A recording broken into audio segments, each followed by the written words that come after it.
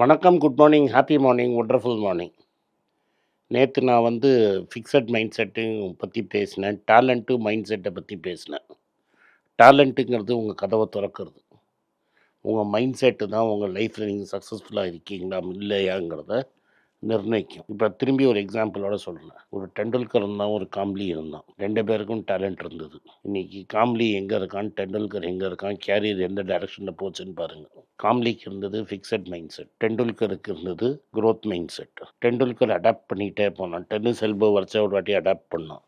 உங்களுக்கு தெரியும், அவனே சொன்னான், அந்த மாதிரி தாஜ் கொரமேண்டலில் ஒரு வெயிட்டர் சொன்னான், அதை வச்சு நான் கற்றுக்கிட்டேன்னா. அப்பர் ஷாட், அப்பர் கட் ஒன்று கொண்டு வந்தான். He kept reinventing himself. Mumbai இந்தியன்ஸுக்காக செஞ்சுரி அடித்தான். அது ரீஇன்வென்ஷன். ஃபஸ்ட்டு ஒன் டேல டபுள் செஞ்சுரி அடிக்க முடியும்னு அவன் தான் அடித்தான். அதுக்கப்புறம் ரோஹித் 3 அடித்தான், சேவாக் அடித்தான், அதெல்லாம் வேறு. ஃபஸ்ட்டு அவன் தான். இந்த அடாப்டபிலிட்டிங்கிறது டேலண்ட்டோட அடாப்டபிலிட்டி இருந்தால் பெரிய விஷயம். டிராவிட் பாருங்கள், விக்கெட் கீப்பிங் பண்ணலைன்னா, ஒன் டேல இடம் இல்லைன்னா விக்கெட் கீப்பிங் பண்ணிட்டான். அதே மாதிரி ஒரு 6-7 ஓவர் போட்டால் தான் ஒன் டே டீமில் இருக்க முடியணும்னு யுவராஜ் போட்டான். நிறைய மேட்ச் யுவராஜ் உங்களுக்கு பாலால் வின் பண்ணான். ஸோ இந்த அடாப்டபிலிட்டிங்கிறது தான் க்ரோத் மைண்ட் செட். நீங்கள் ஃபிக்ஸட் மைண்ட் செட்டில் இருக்கீங்களா, க்ரோத் மைண்ட் செட்டில் இருக்கீங்களாங்கிறது தான் நீங்கள் ஃபெயிலியராக சக்ஸஸாங்கிறது வாழ்க்கையில் டிட்டர்மின் ஆகும். ஃபெயிலியருங்கிறது ஒரு முற்றுப்புள்ளி கிடையாது. ஃபெயிலியருங்கிறது ஒரு டேட்டா. உங்களால் திரும்பி போய் அந்த டேட்டாவை பார்க்க முடியணும். ஏன் நான் ஃபெயில் ஆனேன், எதுக்காக ஃபெயில் ஆனேன், நான் இந்த ஃபெயிலியர்லேருந்து என்ன கற்றுக்க முடியும், இந்த டேட்டாவை நான் எப்படி யூஸ் பண்ண முடியும், இந்த நான் ஃபெயில் ஆன இடத்துல என்ன பண்ணினா இது பெட்டராகும், இதை நான் என்ன பண்ணியிருக்க முடியும், அதை நான் திரும்பி ட்ரை பண்ணால் எனக்கு என்ன கிடைக்கும், இது மாதிரி நீங்கள் ட்ரை பண்ணிங்கன்னா நீங்கள் டெஃபினட்டாக லைஃப்பில் இன்னும் பெட்டராக சக்ஸஸ்ஃபுல்லாக இருப்பீங்க. இங்கிலாண்டில் ஒரு கிரிக்கெட்டர் இருக்கான், ஸ்டூவர்ட் பிராடன். இப்போ தான் ரிட்டையர் ஆனான் ஒரு வருஷத்துக்கு முன்னாடி. வித் ஜிம்மி ஆண்டர்சனோட அவன் one of the most successful all time fast bowling அட்டாக்டில் ஒருத்தன். ஆனஸ் போன் அவன் 400 விக்கெட்டுக்கு மேலே எடுத்திருக்கான்னு நினைக்கிறேன் டெஸ்ட் மேட்ச்சில். Very successful bowler. ஆனால் உங்களுக்கு தெரியுமா, 15 வருஷத்துக்கு முன்னாடி 2007-8 வேர்ல்ட் கப்பில், T20 வேர்ல்ட் கப்பில் அவன் யுவராஜ் கிட்ட மாட்டிக்கிட்டான். ஒரு பர்டிகுலர் மூடில் யுவராஜுக்கும் ஒரு ஃப்ளிண்ட் ஆஃபோ வேறு யாரோடையோ வெள்ளைக்காரனோட சண்டை ஆயிடுச்சு ஃபீல்டில். பயங்கர ஆர்கியூமெண்ட்டு, கோவம் வந்துடுச்சு. இவன் 6 பால் 6 சிக்ஸ் புலந்தான். 6 பாலில் 6 சிக்ஸ் புலந்தான். 1 2 கிடையாது, 6 சிக்ஸு. வேறு எந்த ஃபாஸ்ட் பாலராக இருந்தாலும் ஆளை அட்ரஸை விட்டு கேமை விட்டு போயிருப்பான். ஆனால் இவன் அதுலேருந்து அவன் பண்ண தப்புலேருந்து கற்றுக்கிட்டு இம்ப்ரவைஸ் பண்ணி லைஃபையே பெட்டர் டைரக்ஷனுக்கு மாற்றிக்கிட்டான். இன்றைக்கி Stuart பிராடை we will not only remember for that 6 sixers but also for a very successful career. இதே மாதிரி சாஸ்திரி ஒருத்தனை 6 சிக்ஸ் அடித்தான். அவன் பேர் திலக்ராஜன்னு. இன்றைக்கி திலக்ராஜை நம்மளுக்கு இந்த 6ல் தான் தெரியும். இதை எதுக்கு நான் உங்களுக்கு திரும்பி சொல்கிறேன்னா, ஃபெயிலியரை நீங்கள் எப்படி டீல் பண்ணிக்கிறீங்க அப்படிங்கிறத பொறுத்து தான் இருக்குது. If you know how to deal with failure, then failure becomes data. அந்த டேட்டாவை யூஸ் பண்ணி நம்ம லைஃப்பில் எப்படி சக்ஸஸ்ஃபுல் ஆகலாம் அப்படிங்கிறத நீங்கள் புரிஞ்சுக்க முடியும். இதை புரிஞ்சுக்கிட்டிங்கனாலே லைஃப்பில் நீங்கள் பெரிய ஆளாக வருவீங்க. இதுக்கு ஒரு ஜாப்பனீஸ் ஆளோட எக்ஸாம்பிள். நேற்று நான் மொரித்தாவை பற்றி பேசினேன், இன்றைக்கி இன்னொரு ஆளை பற்றி பேசுகிறேன். இவன் பேர் சைச்சோரியோ ஹோண்டா. இது இங்கிலீஷில் படிக்கிறச்ச சைச்சோரியோன்னு வரும். நார்மலாக ஜாப்பனீஸில் பேசுகிறச்ச இந்த எஸ் சைலண்ட் ஆகி ஐச்சோரியோ ஹோண்டாம்பாங்க.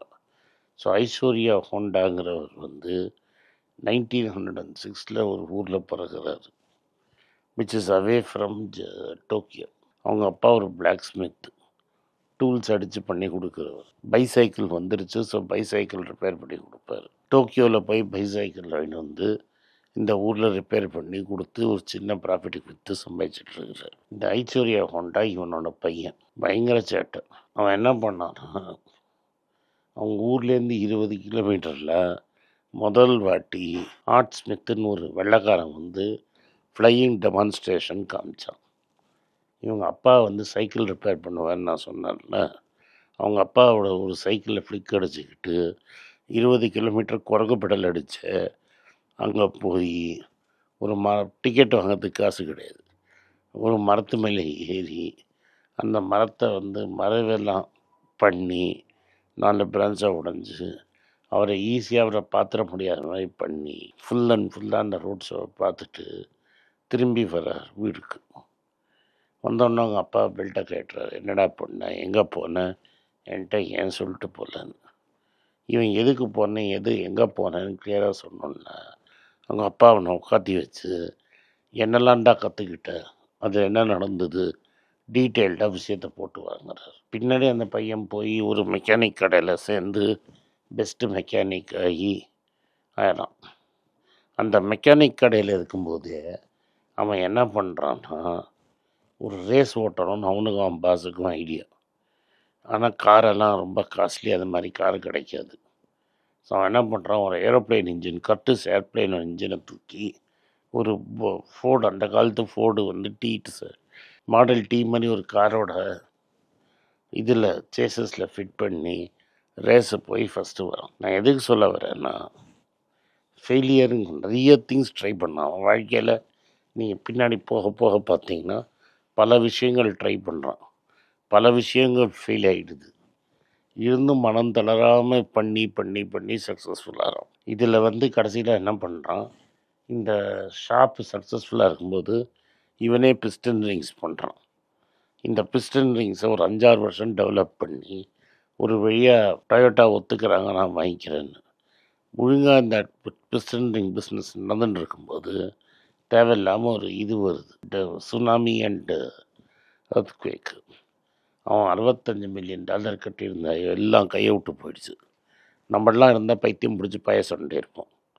அவன் என்ன பண்ணான், மீதி இருக்கிற கம்பெனியை வந்து டொயோட்டாவுக்கு விற்றுட்டு 450,000 யூரோஸ் ஜாப்பனீஸ் யென், அன்றைக்கி ரொம்ப வர்த்து கிடையாது, அதை வாங்கி அதை வச்சு ஒரு ஹோண்டா டெக்னிக்கல் ரிசர்ச் இன்ஸ்டியூட்னு அவன் பேர்லேயே ஒரு ரிசர்ச் இன்ஸ்டியூட் ஆரம்பித்து ஒரு சைக்கிளுக்கு ஒரு மோட்டார் சைக்கிள் இன்ஜினை ஃபிட் பண்ணி World War IIல it became one of the most popular investments. அது அப்புறமா கப்புங்கிற டிசைன் மாற்றி கப்பு இந்தோனேஷியாவில் லான்ச் பண்ணி அமெரிக்கன் அண்ட் ஏஷியன் மார்க்கெட்டை கம்ப்ளீட்டாக வாங்கிட்டான். ஸோ நான் என்ன சொல்ல வரேன்னா, ஃபெயிலியருங்கிறது எல்லா இடத்துலையும் வரும். பண்ணால் ப்ராடக்ட் எல்லாம் சக்ஸஸ் ஆகணும்னு அவசியம் கிடையாது. இவனுக்கு பல விஷயம் இவனுக்கு சக்ஸஸ் ஆகலை, இருந்தாலும் முயற்சி பண்ணி லைஃப்பில் ஒரு இடத்துக்கு வந்து சேர்ந்துட்டான். அதனால் நான் என்ன சொல்ல வரேன்னா, ஃபெயிலியருங்கிறது வந்து எல்லார் லைஃப்லேயும் இருக்கும். எனக்கும் இருக்கும், உனங்களுக்கும் இருக்கும், அவனுக்கும் இருக்கும். பட் ஒரு சக்ஸஸ்ஃபுல் பர்சனுக்கும் person who is not so சக்ஸஸ்ஃபுல்லுக்கும் என்ன வித்தியாசம்னா, நீங்கள் ஃபெயிலியரை எப்படி ஹேண்டில் பண்ணுறீங்க. ஃபெயிலியரை ஒரு ஸ்டெப்பிங் ஸ்டோன் டு சக்ஸஸ் பாய் நடத்திட்டீங்கன்னா உங்களுக்கு ப்ராப்ளமே வராது. நன்றி, வணக்கம். இந்த வீடியோ உங்களுக்கு பிடிச்சிருந்தா என் வீடியோவை லைக் பண்ணுங்கள், எங்கள் சேனலை சப்ஸ்கிரைப் பண்ணுங்கள், பெல் நோட்டிஃபிகேஷன் தட்டுங்க. இந்த வீடியோவை முடிஞ்சால் உங்கள் ஃப்ரெண்ட்ஸ் அண்ட் ரிலேட்டிவ்ஸ்க்கு கொடுங்க, அவங்கள பார்க்க சொல்லுங்கள். நன்றி, வணக்கம். எல்லாருக்கும் வணக்கம். எல்லாருக்கும் ஒரு இம்பார்ட்டண்ட் அறிவிப்பு. நான் யார்ட்டையுமே பணம் வாங்குறது கிடையாது, நான் யாரையும் டைரெக்டாக கன்சல்ட் பண்ணுறது கிடையாது. என் பேரை சொல்லி நிறைய ஸ்கேம் நடக்குது, டெலிகிராம் குரூப், வாட்ஸ்அப் குரூப்னு. எனக்கு இருக்கிற வாட்ஸ்அப் குரூப்னா சும்மா இன்ஃபர்மேஷனுக்கு மட்டும்தான். நான் செபி ரிஜிஸ்டர்ட் அட்வைசர் கிடையாது. நான் சேனல் நடத்துறது எஜுகேஷன் பர்பஸ், அதில் ப்ரைஸே பேச மாட்டேன். இதை வாங்கு அதை வித்துருன்னு சொல்லவும் மாட்டேன். என் பேரை சொல்லி பண்ணுறாங்கன்னா ஏமாந்துடாதீங்க. நன்றி, வணக்கம். எல்லாருக்கும் வணக்கம். குழந்தைங்களுக்காக ஃபைனான்ஷியல் லிட்ரஸி, மணி ஃபார் நத்திங்னு 2வது பார்ட்டு. அண்ட் இதில் வந்து செக் எழுதுறது எப்படி, டெபாசிட் ஸ்லிப் எழுதுறது எப்படி, பணம் எப்படி வந்தது, பார்ட்டர்லேருந்து டிமானிட்டைசேஷன் வரைக்கும் எல்லாத்தையும் கவர் பண்ணியிருக்கோம். உங்கள் குழந்தைங்க அப் டு ஏஜ் 10-12க்கு ரொம்ப யூஸ்ஃபுல்லாக இருக்கும். இந்த புக் இப்போதைக்கு ஒரு ஸ்பெஷல் ப்ரைஸில் 450 ரூபாய்க்கு கொடுக்குறோம். இதை யூஸ் பண்ணிக்கோங்க. நன்றி, வணக்கம். moneypage.com வெப்சைட்டை சப்ஸ்கிரைப் பண்ணுங்கள். ஒரு வாரத்துக்கு 4 ப்ரீமியம் ஆர்டிக்கலும் ஃப்ரீ ஆர்டிகல்ஸ் ஒரு 10லேருந்து 15 நாங்கள் போடுறோம். இது சப்ஸ்கிரிப்ஷன் ஒரு மாதத்துக்கு 99 ரூபா தான். இங்கே சொல்கிற கான்செப்ட்ஸை கிரேட்டாக எக்ஸ்பேண்ட் பண்ணி போடுறோம். நீங்கள் படிச்சிங்கன்னா உங்களுக்கு யூஸ்ஃபுல்லாக இருக்கும். நன்றி, வணக்கம். வணக்கம். குழந்தைங்களுக்காக ஒரு புஸ்தகம் லான்ச் பண்ணோம். அது ரொம்ப சக்ஸஸ்ஃபுல்லாக இருக்குது. யாருக்கெல்லாம் அந்த புஸ்தகம் வேணுமோ எங்கள் டீமுக்கு கான்டாக்ட் பண்ணுங்கள். கீழே இருக்கிற நம்பர்லேயும் வெப்சைட்லேயும் கான்டாக்ட் பண்ணிங்கன்னா உங்களுக்கு அந்த புஸ்தகத்தை நீங்கள் வாங்கிக்கலாம். மற்ற எங்கள் புஸ்தகமும் அவைலபிள். எங்கள் வெப்சைட் மூலமாகவும் வாங்கலாம். கீழே இருக்கிற வாட்ஸ்அப் நம்பர்லேயும் மெசேஜ் அனுப்பலாம். நன்றி, வணக்கம்.